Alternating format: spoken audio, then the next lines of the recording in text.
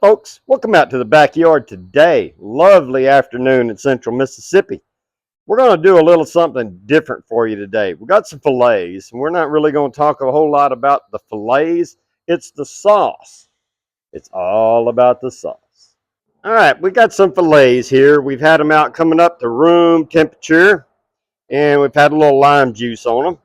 We're not going to trim these. I personally, I like a little fat. A lot of people are going to tell me that I need to trim that off, but you can do what you want. I mean, food is to your liking, and you should always do food the way you like it. I mean, that's just, I mean, I always talk about trying things new, but when you're at home, you should make food the way you like it. Take somebody's recipe, kind of change it up a little, make it your own recipe. Now, we had this lime juice on here, and these been coming up to room temperature. We're just salt and pepper's all we're putting on there. I'm a salt and pepper guy, remember? So we're just putting a little salt and pepper on these. I love the taste of beef. And I've yet to find really anything that replaces that taste. You know, people talk about jackfruit, and I've done jackfruit as a pulled pork barbecue. And it's close. But man, ain't nothing better than a good piece of beef. We're going to get these salt and peppered up, and we're going to get them laying on the pit while we talk about the star of this video. It's going to be the sauce. And it's going to be one of the easiest sauces that pretty much anybody can find, and you probably have 90% of these ingredients already in your kitchen. So we got our fires kind of hot in the back and a little cooler to the front. So right now we're going to set them over here and let them start going up. All right, we got a saucepan. This is a brand new saucepan, folks. Hadn't used this one yet. It's got a little dent in it, so we got it at the dollar store for a little off. These don't last long on the wagon. Heat gets to these things, folks. But we got a brand new saucepan. The main ingredient to this sauce, which I'm telling you is the star of the ingredient, the star of the video, not the ingredient, is cherries.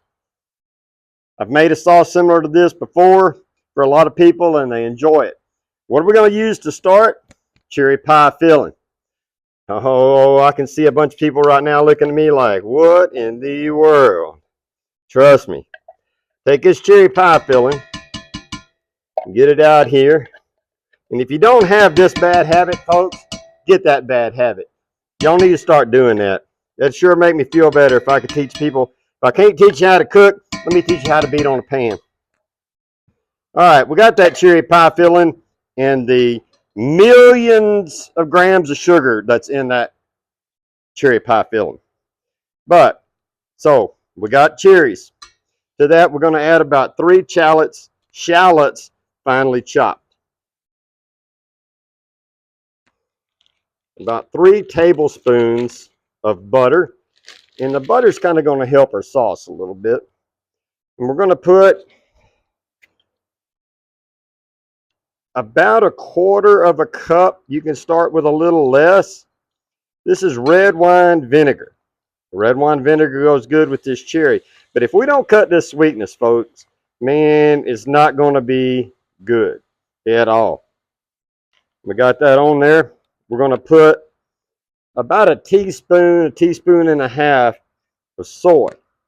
Now, I don't know the proper term for soy. Soy does something. It just adds a little, pizzazz to your sauce.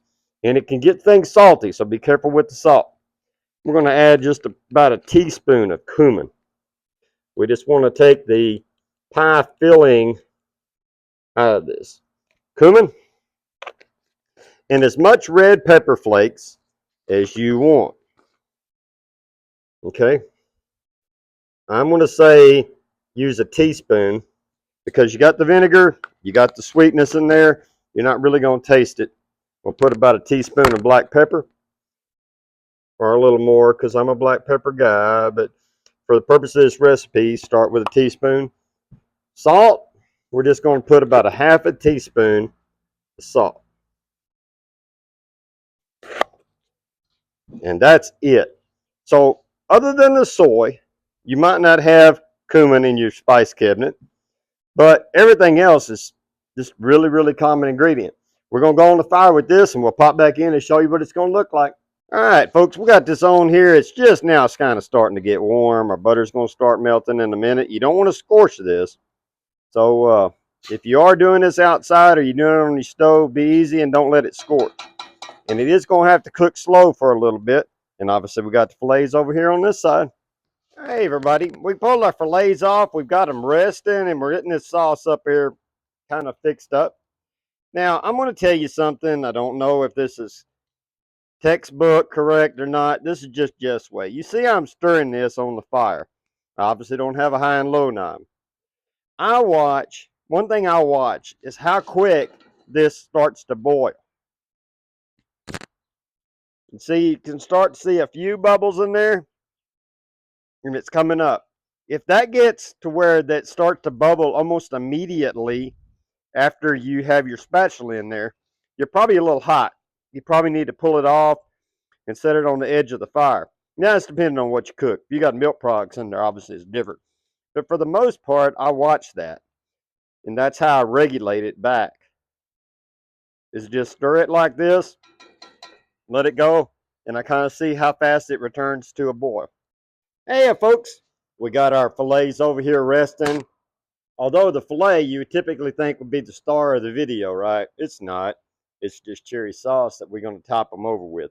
Now, I'm a basic meat and potatoes kind of guy when I want to eat at home. And I did check my microphone because we've had issues with them. But every once in a while, I like something a little bit different. So get you a couple cans of cherry pie filling. Make you a cherry cobbler or cherry pie. Make you cherry sauce to put on your meat.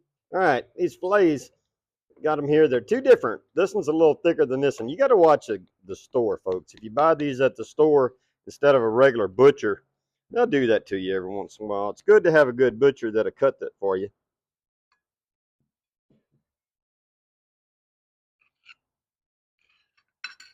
There you go. Medium rare filet, folks. How about that? Okay. Now, although that's not the star of the dish, it's the sauce, right? All right, let's get the sauce up here.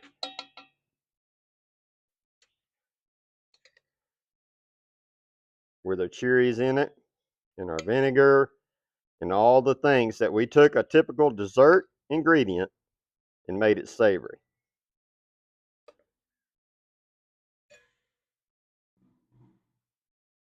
Looky there. Now, I like to kind of smash up them cherries a little bit while they stir or while they cook and see what we got. I'm going to go ahead in here and get me a little bit of this.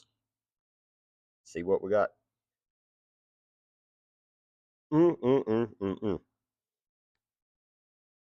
And hot. All right, folks. On a hot afternoon in central Mississippi, from all the deepest of our hearts, they get dripping cherries off of you.